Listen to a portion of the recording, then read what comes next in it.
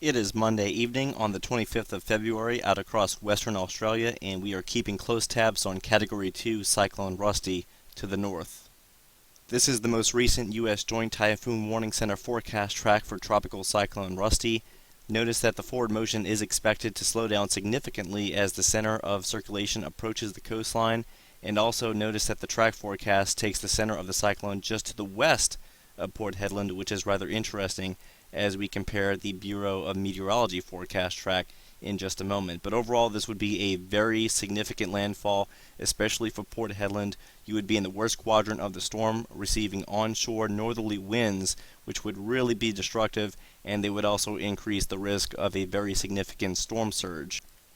However, as we see here, the Bureau is still keeping their forecast just to the east of Port Hedland. But one thing that the JTWC and Bureau are now in very good agreement on is that there will be a significant slowing of the system. As a matter of fact, the Bureau is still keeping the center of circulation just offshore by 2 p.m. on Wednesday. They also note in their technical discussion that due to the slowing of the storm as we go into Tuesday and Wednesday, this does raise a little bit more uncertainty with regards to the forecast track. So due to the uncertainty and the size and extent of the cyclone, they have outlined all of the Kimberley coast extending westward into Port Hedland and Karratha under a cyclone warning in the event that the forecast has to be adjusted in later outlooks. This is a brief overview of some of the model guidance that has updated within the last few hours, and if we take the average of these models, the Bureau is pretty much right in the middle with their forecast track, but there are certainly several model members that are now showing a track more so towards the west, and this would not be good news for Port Hedland, and this is also in much more agreement with the U.S. Joint Typhoon Warning Center's forecast track. This is a look at this afternoon's visible satellite animation of Cyclone Rusty, and the structure of the storm is becoming increasingly impressive. This does not bode well for coastal residents of Western Australia. As we turn on the enhanced infrared satellite animation, you can see that convection is slowly consolidating closer towards the center, and it's still struggling to wrap around into the southwest quadrant of the circulation. But as this convection starts to wrap fully around the circulation, this is going to be the time when we will have to look out for rapid intensification. As noted by the Bureau of Meteorology, as we can see here with some of the darker colors showing up on the water vapor, this is a signature of dry air, and tropical cyclones do not like dry air. A lot of times this can cause significant weakening. However, with the vertical wind shear values being on the low side directly over the tropical cyclone, this is going to help to mitigate any dry air intrusion, so this is not expected to be a factor. The following is a microwave satellite shot of Tropical Cyclone Rusty, and this also confirms what we observed on visible and enhanced infrared satellite imagery. The more impressive convection is slowly wrapping around the center, but we do not have a closed eye wall just yet. It remains partially exposed to the south and southwest, but once this eye wall completely closes, we will likely undergo a period of rapid intensification, especially as we work our way into the day Tuesday. The latest vorticity analysis from the University of Wisconsin shows that the vorticity max, or area of low pressure, has really consolidated within the last 24 hours, so we are still well on our way to seeing Rusty become a severe tropical cyclone, and the wind shear values right along the coastline are continuing to decrease. These dark navy blue colors indicate wind shear less than 5 to 10 knots, which is ideal for additional cyclone intensification, and that is due to this powerful upper-level ridge located directly over the Kimberley and Pilbara coastlines.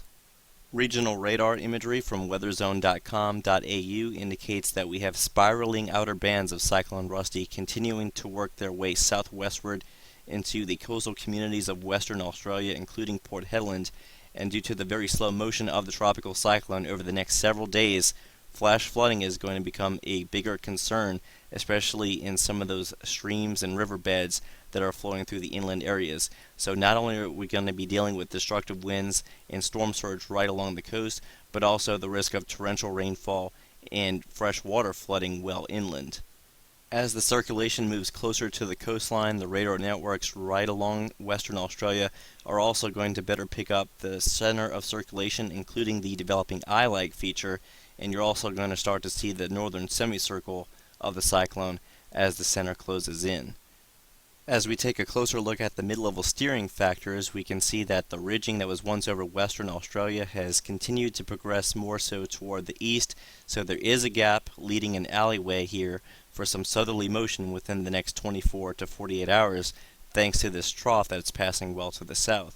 However, the concern with some of the more westerly model guidance that has been trending closer towards Port Hedland within the last 24 to 36 hours is due to this mid-level steering ridge that is also moving in from the southeast Indian Ocean. As the ridge continues to slide eastward, this gap is going to quickly close, and the ridge could induce more of a temporary westerly drift right along the coastline, potentially into Port Hedland, before a second and more potent trough moves in on Wednesday. We can see the steering pattern evolution on the regional water vapor animation, and if we look really closely, we can see that there is troughing advancing eastward through the Bight of Australia, and down toward the south we have a reinforcing trough that's going to be pushing through over the next 24 hours. We still have some models that are showing the trough fully catching or latching onto the tropical cyclone within the next 1 to 2 days, which would thus imply a more eastward track near 80 Mile Beach, as still being advertised by the UK Met model. However, if the trough does not latch on to the tropical cyclone 100% within the next day or so, we're going to have that mid-level steering ridge that you can faintly see here moving eastward towards Western Australia, and if this mid-level ridge dives underneath the tropical cyclone, this is the feature that could induce a slight temporary drift back toward the west-southwest into Port Hedland right before this more potent mid-level trough comes in from the central Indian Ocean by midweek. This is a look at the mid-level steering forecast from the 0Z run of the American GFS model. Initially, we see the tropical cyclone just to the north of Port Hedland, and there's only minor troughing at this current time, but within the next 12 to 24 hours, we are seeing that reinforcing shot of troughing coming in at the last second. But based on this most recent GFS run, the trough is not going to fully capture the tropical cyclone, so the faint ridging that we saw on the water vapor starts to work its way in as we go into 36 and 48 hours, and this is the ridging that could push the system more so toward the west, and that is exactly what the GFS is doing. It nudges the tropical cyclone just far enough toward the west to where it comes directly into Port Hedland before continuing more southward into 72 hours as the ridge moves on more so toward the east, so the system is pivoting around that ridge feature. As we turn to the surface graphics from the GFS model forecast, as we work our way into late Monday into early Tuesday morning, we see severe Cyclone Rusty by this point moving slowly towards the coastline, but as we go deeper into Tuesday afternoon and evening, instead of continuing to move directly toward the south, it does begin to take more of a southwest trajectory straight into Port Hedland, and everyone around this region would be experiencing destructive winds if this forecast were to verify. And if this more westward drift also verifies, this is going to mean that the backside of the tropical cyclone will be the most destructive for Port Hedland in terms of the storm surge. As you can see, this eastern semicircle slowly starts to work closer towards the town, and this would induce more northerly winds, which is really going to help result in a lot of water pileup right along the coastline. So what is going to initially be a significant storm surge threat to 80 Mile Beach could also end with heavy storm surge also moving into Port Hedland on the backside of this tropical cyclone.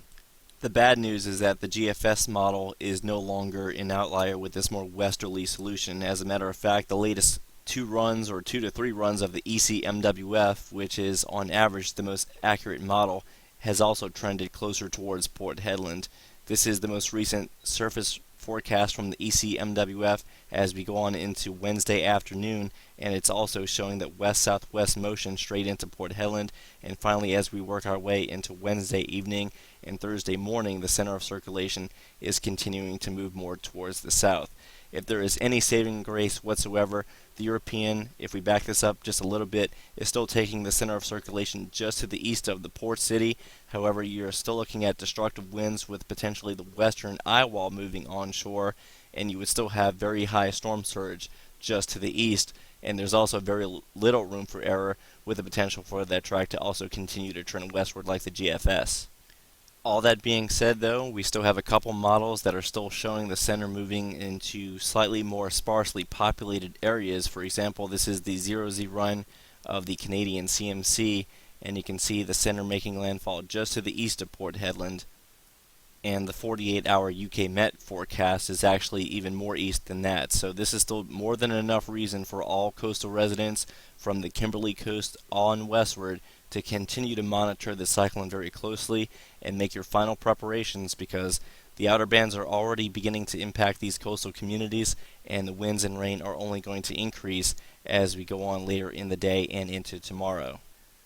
Also, it should be noted that as we are doing these videos, sometimes we get new data that is still coming in, and sure enough, the U.S. Joint Typhoon Warning Center just updated their forecast track, and as you can see here, they are actually taking the center of Tropical Cyclone Rusty just to the east of Port Hedland, although this is still very close and well within the margin of error, and even if this track were to verify, it's still to the point where especially eastern Port Hedland would likely receive destructive force winds. Not only that, but the storm surge would still be very high just to the east of the port city, and any deviation toward the west would still place you right back in the line of fire.